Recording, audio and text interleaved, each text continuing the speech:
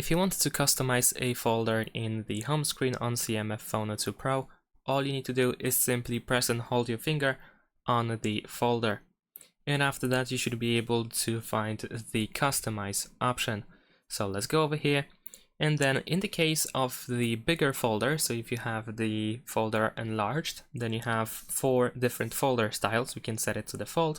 We can set it to grids, circle, and cover. In the case of cover, you can use any of these covers or even any of the emojis that you can find.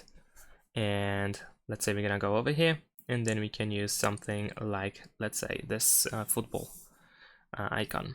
And there we go. So this is how we can customize the folder. Besides that, like I mentioned, you can make the folder bigger or smaller.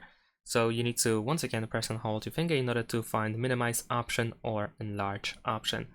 And that's about it. Thanks for watching. Leave a like and subscribe to my channel, and see you in my next videos. Bye.